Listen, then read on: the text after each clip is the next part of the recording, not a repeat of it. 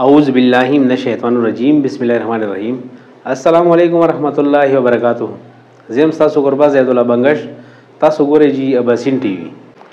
ناظرینو نن زمون کوم ټاپک دی هغه دی مهنګایي چې اسمان سره خبرې کوي.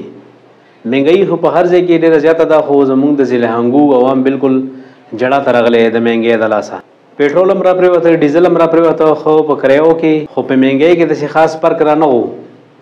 نو عوامو ته ډېر سخت تکلیف دی. کغا اشیاء خورنوش دي پروټ دي سبزي ده وغیرہ وغیرہ نو ډېر تیزی سره روان دي. ټماټر اوس هم 100 روپۍ کیلو دي تقریبا. داسې پیاز 120 روپۍ کیلو دي داسې نوره سبزي والا. نو غریب سړي ته ډېر زیات تکلیف دی. او دې سره جي د تندور روټۍ کومه ده نان ورته وایي. هغه په پېښور کې د ذرایع مطابق خلک ځي راځي لکه هغوی وایي چې هلته کې په 20 روپۍ ده او په ضلع هنګو کې په 30 روپۍ ده. اوس هم نو دا ډېر غټ زیاتی دی. عوامي خلکو ډېر د غم او د غوسې اظهار کړی دی. د ضلع انتظامیه چېرې ضلع انتظامیه بالکل خاموش ده تماشه ګوري چې اخر دا ولې داسې اوده پراته دي. پکار چې دا ضلع انتظامیه راویښه شي او دا ایکشن والی دا چاپي ووایي د روټۍ وزن وګوري دا ولې دومره ګرانه خرڅېږي. او دې سره سره دغه سبزي وغیره شوه اوړه چیني غوړي وغیره پکار چې دې باندې دې وګرځي او ایکشن والی او د غریب عوامو ته ریلیف ورکړي. صحیح دی یو امیر دی یو مالدار سړی دی هغه ته څه تکلیف نشته هغه غټ کاروبار دی هغه چلیږي هېڅ پروا هغه باندې څه فرق نه پروزي.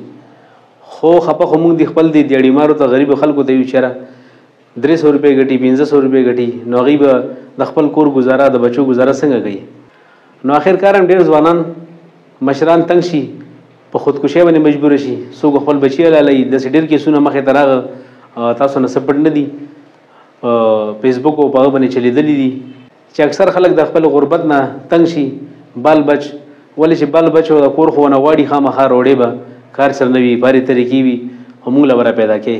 نو غریب عوام او عوامي خلکو دغه مطالبه کړې ده د حکام بالا ضلع انتظامیه نه چې هغه دې راوچته شي او په مختلفو ځایونو باندې پوړو دوکانونو چینی دوکانونو داسې د پروټو والا شو او سبزیانو والا شو او د وړو تنور شو د ټولو باندې چاپي ووایي او د دې خلاف د کاروایي وشي چې د غریبو خلکو ته اسانه څه ریلیف میلو شي.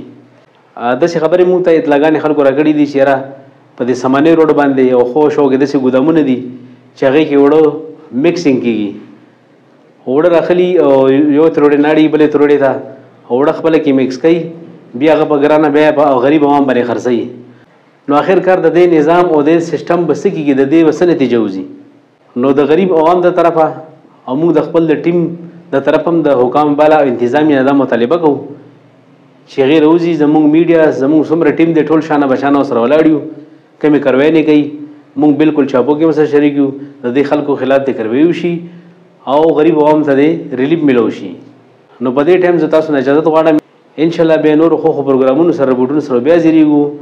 د الله په امان.